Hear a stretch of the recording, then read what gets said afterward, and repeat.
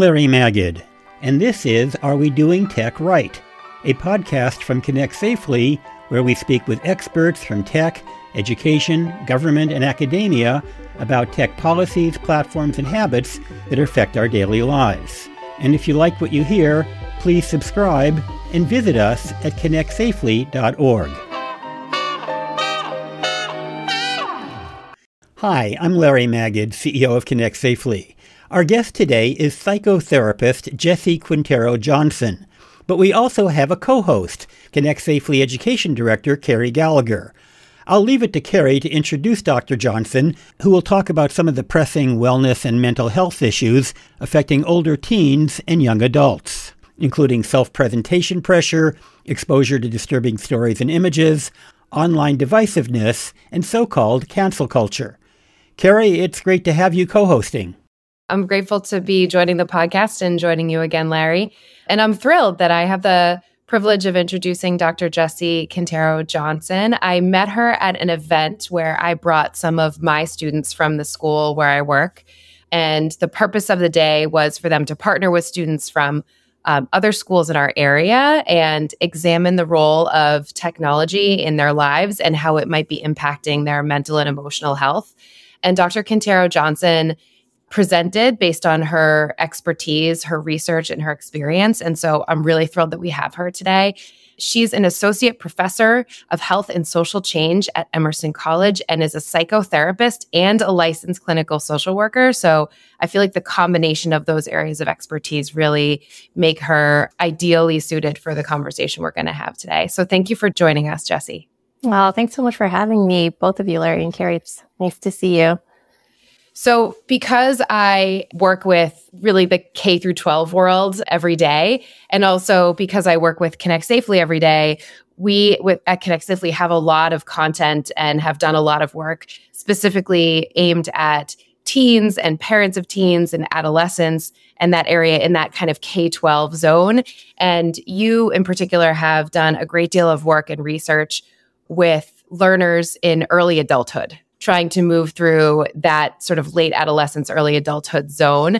And so we're particularly interested in your experience. And number one, what are the struggles that that particular age group is dealing with? And what are their strengths that maybe aren't seen by adults that you wish they'd see? And how are they experiencing life and the world, both digital and otherwise, differently than we did at that same age? Let's start with strengths. I think that there's a lot of passion about justice, the lack of justice, social injustices, and awareness of that is just, I think, so important. In terms of challenges, I think that young adulthood is complicated. There's a lot of identity work that's happening, relational work, figuring out, again, like how to be a self in the world and how to do that in a world that often feels, I think, really divided in terms of like kind of the online and the offline selves that people have to navigate and the sort of relational challenges associated with that. And to think about how to do that in a world where so much of our experience, relational experiences of self are mediated, feels like the challenge of this generation. You know, it just occurred to me that an 18-year-old was 1 year old when the iPhone came out in 2007. And so this is really the first generation of adults to have fully grown up during the period of the smartphone. And that has to have some impact. I mean, my kids grew up in the early days of the PC, and PCs are different than smartphones. They're related, but they're a very different experience. I wonder if you could talk a little bit about what it is like to have matured, to be a young adult, and essentially never known a world without smartphones. I think it's so different. I think it's different just in terms of what it's like to grow up in a world where you have the option and maybe the lack of an option to always be connected, right? With your peers, with your authority figures. So this sort of like constant connectivity and growing up in a world where the information environment is in your pocket or, sort of like in your hands at all times. I think it's a totally different kind of experience than the one that other generations grew up with. We were, as Larry was saying, when we were growing up with PCs and even some tablets, maybe there was the option to sort of put it down and walk away because it wasn't mobile. So it wasn't always with us, right? So you can choose to be on it, but you can choose to not be on it. And these young adults and our children who are younger, they don't have that choice. They don't have that option. There isn't any option to kind of put it away. So with that in mind, if I had concerns when I was younger, I could just opt to walk away from it for a while and process. As a result, what are the concerns that they're maybe always considering that are just omnipresent for them? What are like their top three? I just want to say to your point, Carrie, that sort of pressure of constant connectivity. Like, I think that is one of the top three things, right? That the pressure to always be connected, sort of the implications of that. So I think that is in and of itself one of the primary pressures of living in this online sort of mediated world for young people. This just like not being able to disconnect. I think that, something that comes up a lot is this fear of getting canceled. We talked a little bit about that, I think, in some of our initial conversations, right? So this like concern about the specter of public shaming and losing one's sort of social capital and currency. I think that feels really, really salient right now for this group of young people. I think another thing that comes up is sort of this pervasive concern about self-presentation. Like, how do I show who I am in the world, and how do I show different facets of who I am in the right way to the right audiences, and sort of the management of self-presentation and all that requires in online spaces, I think comes up a lot for young people, especially as they're developing and making decisions about, what their professional lives will look like. I think another thing, maybe this sort of connects back to the first point, is just sort of this real concern about problematic social media use. So, there's this awareness that we have these tools that we can just sort of like escape into. And on the one hand, how lovely that we have those in our pockets. We can walk around with that ability. But this sort of the danger of that is also always present, right? Am I using social media in a problematic way? Am I sort of doing escapism in a way that's leading to this sort of like avoidance behaviors that really we know are real setup for other kinds of like mental health vulnerabilities and distress. So I think of that a lot especially when I talk with my college students, this sort of concern about not being able to put it down comes up a lot. One of the things I've heard parents talk about with that tendency to get kind of sucked into screens and the activities that screens is that like failure to launch, right? Like they get stuck and they don't end up going kind of outside of the world that they've already seen to find out how they fit into that like bigger world professionally or socially, or what that is. I don't know. Have you heard that term used at all? I mean, I think that comes up more in the therapy space in my work as a psychotherapist, as a clinical social worker. Both the concerns, like sort of from a parental perspective, like how do I help my kid? It seems like all they do is just sort of sit and they're just online all the time. And that feels like they're not going into the world. I mean, my sense is what launching means is fundamentally quite different when you live in this online world.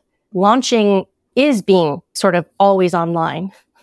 And it's, I think, like a careful management and curation of what that online life looks like. That's really different than I think how traditionally people have thought about launching, right? For young adults. So, another thing that's different now from at least the last 40 years or so is the divisiveness. Now, I have to say, as a baby boomer, I actually had my post-adolescence during the Vietnam War, the post-civil rights movement. So I actually experienced a very divisive climate at that age. But Carrie, you probably didn't, because we didn't have quite the political climate that we have today. And I'm thinking about that, not just in political terms, but also psychological terms. This notion of not being able to make a mistake, of having to think about, what if I say something, is that going to trigger someone else? And I really wonder, I mean, I don't want to buy into stereotypes and mythology, but I want to kind of unpack it. There's a lot to unpack there, Larry, right? I think both the privilege and the burden of living in a world where being connected means you always have access to the information environment. You live in it, right? And the burden of that is that there is no rest. There is no sort of psychological reprieve from constant exposure to the painful things that are happening in our world. I think the privilege in that, or the promise in that, is that there's, opportunities to connect and sort of mobilize and do advocacy work around that. But I think that the sort of psychological implications of living in a world where there's just this like kind of constant exposure to conflict, yes, but also lived trauma, the visual images, the sounds, the stories, that's something that people incidentally become exposed to in their feeds, not because they sought it out, but because it just shows up because the algorithm gave it to them. But also the ways in which I think that there might be kind of seeking of information that then leads to exposure to really, really painful things that are happening in the world. I was actually at a meeting yesterday at Stanford where there was a group of young people from 16 to about 22. I was incredibly impressed at their maturity, at their intellectual ability, at their thoughtfulness, at their ability to understand nuances. So I am very optimistic about this generation from where I sit, but I'm curious from where you sit, someone who's much more, I had the privilege of hanging out with these young people yesterday. You live with them and work with them every day. I mean, am I getting it right in terms of, I know we can't speak for an entire generation, but certainly the ones that showed up at this meeting impressed the heck out of me. Yeah. And I think your point about this sort of awareness and ability to synthesize and make connections and to hold this bigger picture, I think that there's the term like the global imaginary, that is how young people know of and think about the world, feels to me enormously hopeful, because I think that despite the fact that we talk about how social media silos us, I think that the capability of the affordances that technology give us to be more aware and more connected and more sort of powerful because of that awareness and connection, that feels to me like one of the key characteristics of this generation. And I find that really hopeful and inspiring, like you. What are some ways that this generation that we're talking about uses technology to stay connected to topics and other people that are so powerful that most adults don't realize? It's funny because I feel like in this sort of public discourse, there's a lot of concern about how the algorithm is feeding, especially young people, misinformation, disinformation, and that is all true.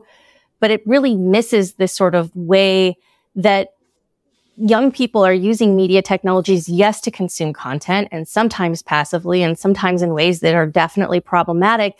But they're also using these tools to communicate, to connect, to sort of be in relationship with each other. This is like, these are the tools of relationship. And I think that often gets missed in the sort of public discourse and the fear around the disinformation environment.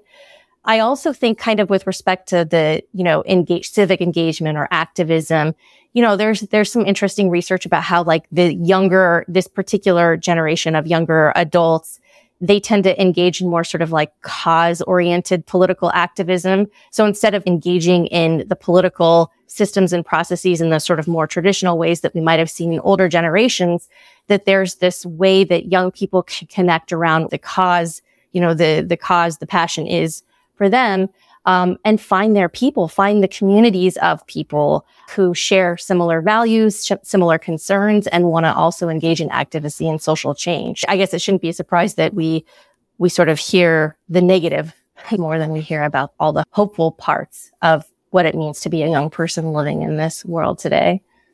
Even though a lot of us are tired of talking about COVID, the reality is that these young people many of them lost part of their high school experience and had to, they were locked down in high school in many cases. What impact is that having, the fact they didn't get to go to their prom or their graduation? Are we seeing the effects of that right now? This is where I feel like my hat as a therapist and then also as a college professor, like those two hats really kind of converge. A lot of sort of how I respond to this question is through a trauma-informed lens. And if we sort of think about the experience of having gone through a global pandemic, it's still ongoing, but the beginning of it particularly, and being isolated, to think of that as a kind of trauma and to understand that fundamentally what trauma is it's about the dissociation, right? Dissociation meaning that we can't integrate painful parts of our experience into our understanding of self, understanding of the world. That's a huge task, right? So that the way that like living in COVID, the sort of lockdown, isolation for a prolonged period of time required young people to compartmentalize, to dissociate from the pain of not having these like traditional expected, maybe hoped for experiences. The pain of that doesn't just go away when COVID is over. And so I think one of the things that I've seen emerge, particularly in the therapy space, is that there are young people who missed really important milestones in their developmental experiences who are now grappling with the sort of emotional injury of that. And the thing about trauma is like the response might not manifest immediately. It might take a while to get to. I think there's some piece of that that's happening now for young people who are realizing what I thought I was going to have, who I thought I was going to be. None of those things have happened. And so who am I now? And how do I integrate this really bizarre and painful experience into my understanding of who I am and what the world means now? So I mean, that's sort of like the identity work, the sort of like psychological healing that has to happen because of having gone through this really traumatic event for a prolonged period of time. I also think the other piece, which is relevant to our conversation, it is really like that our way of doing life for young people, the way of doing life of connecting. I mean, it also got really displaced, right? So we all relied really heavily on media technologies to connect, to be in conversation, to really just sort of do relationship. And those habits of connection haven't changed, right? Like that didn't just go away either. And so this sort of adjustment to living a very online life where you do so much of the relational work you do is in online spaces, there's an adjustment there that I think that's happening, and in good ways and bad. I mean, I think the affordances that media technologies offer are important and really helpful, but those affordances are also a part of what make people vulnerable to, mental health distress, loneliness, for example. As you mentioned loneliness, it reminded me of the Surgeon General, Vivek Murthy, like a year ago, was really trying to bring national attention to what he said is one of our greatest health risk factors as a nation, and that is loneliness and the lack of connection. And I find it really interesting, and I just want you to kind of speak to this experience in whatever way makes sense, that we are very connected to lots of other people all the time. And yet often people are, while having all those connections, feel profoundly lonely, right? And so I think what connection means in terms of just because you know this many people and you interact with this many people, how does that compare with experiencing loneliness? I think the experience of loneliness also feels like one of the defining experiences for this generation, which does feel at times paradoxical because of the level of connectivity. But when they displace other forms of connection that happen face to face in person, what's being lost is the experience of feeling, the experience of feeling connected, I think more holistically connected. And a sense of intimacy. And I don't mean that in the romantic term of intimacy. Yes. That notion of just sitting across from someone and having a conversation is different. And I don't know why it's different, but it's just fundamentally different than something you do on the phone or on Zoom or certainly on Instagram or Snapchat. I also think that sometimes even if they're posting often or gaming often with friends or, even on video calls often, whether it's for school or for whatever, they may not be showing their authentic self in those moments. They may be trying to show what they think is accepted by other people based on the images that are portrayed by influencers. Like they're trying to fit a mold that they think is more palatable for other people so that they'll be accepted. And so even if they're connecting to other people, they're never really being their true selves. So they never feel true, like intimacy, like you said, Larry. Instead, they feel like I talked to all these people today, but none of them really know me. Yeah, I think that feels so like such an important part of what's happening and kind of contributing to the loneliness factor, Carrie. I think that the idea that people can curate their identity or their expression of identity, really carefully and in ways that are strategic, that's always existed, but like how it's done and the ease with which it's done in online spaces is different.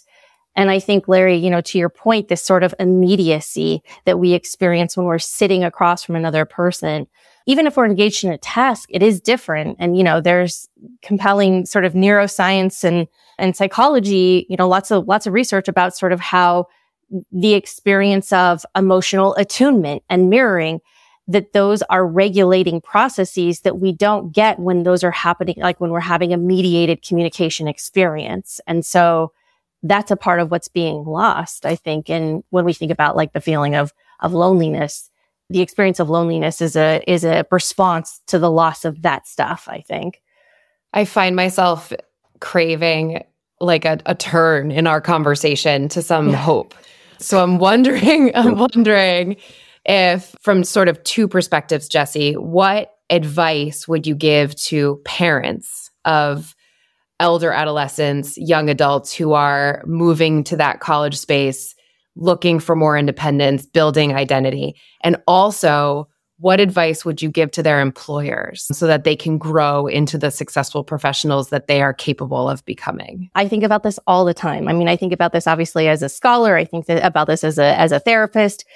And I think that there's often this sort of like dismissal of whatever the lived experience is of the younger generation. So obviously that's the first thing, is just to recognize like living an online life, like living lives online, that is how it works. And so like that's not going to change. That's not going away. And so as parents, I think we have to be really, really mindful of helping our kids to sort of do that as best as they can and to do it in a way that helps them remain connected in all the ways, you know, like sort of to be able to maintain connections in various forms, not just in online spaces. So I think like if I were to give advice to parents like myself, I would really encourage them to get a sense of like, what are your experiences like in online spaces? What's working? What's not working well? Really get to know the contours of your child's experience in these different spaces on these different platforms, not to dissuade them from using them, because that's just not going to happen, but to better understand their experience and then to sort of hopefully come up with strategies to help, you know, strengthen whatever's going well and hopefully to mitigate the things that are challenging for young people.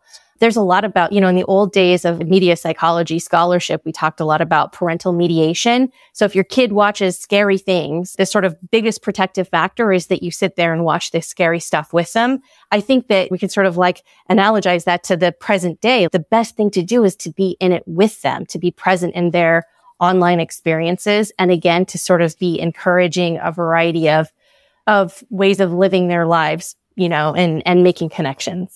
We have to wrap up soon. And I was going to say, I wanted to pick up on that very theme of what, you know, we've talked a lot about the negative issues and the problems and the challenges. Let's talk about the opportunities and the strengths. And we all, a few minutes ago, I talked about this wonderful group of young people that I encountered yesterday at a meeting at Stanford. You work with them every day. I mean, are you optimistic about the future? You know, at some point, these people may have to take care of you. If you grow old, I mean, I'm already getting to that age. Counting, and I don't mean literally. I mean, I'm counting on that, Larry. What do you see? Yes. I mean, you're right. I get to work with college students almost every day. I have the privilege of helping to lead this new program at Emerson that's called Health and Social Change. The impetus for this program is that there are these inspired, really passionate college students who want to be effective change makers and deal with the social injustices, and their awareness of sort of the scale of that work. What do you do to prepare somebody to do that? Well, we have this, you know, for example, this program. It's so inspiring that I think that they're, you know, in this sort of like constantly connected online world does mean that young people are more aware. And I think that they're passionate. I think that their sort of awareness of how things are interconnected, having this sort of like more ecological framework, all of that I find very inspiring. So I feel hopeful every day that there's this generation of young people who don't just sort of live in it and feel connected to the information environment, but they're in it in a way that they want to make a difference and be impactful and right the social injustices that so many of us sort of have experienced or witnessed. So we have to wrap up. Carrie, do you have any last words or questions before we say goodbye? I'm really grateful you came and joined us and shared your experience, Jessie. I think it's a group that I think deserves some more attention than they normally get. I think when we're talking about mental health and wellness, we're often talking about very young children or high schoolers, and this particular group deserves its own attention and also credit for what it brings to the table. Well, I want to thank both of you, my colleague, Carrie Gallagher, Education Director at Connect Safely, and Jesse Quintero Johnson, Associate Professor at Emerson College. Thank you guys very much for taking the time. Thank you so much. Are We Doing Tech Right is produced by Christopher Lee. Maureen Cochan is the executive producer. Theme music by Will Maggid. I'm Larry Maggid.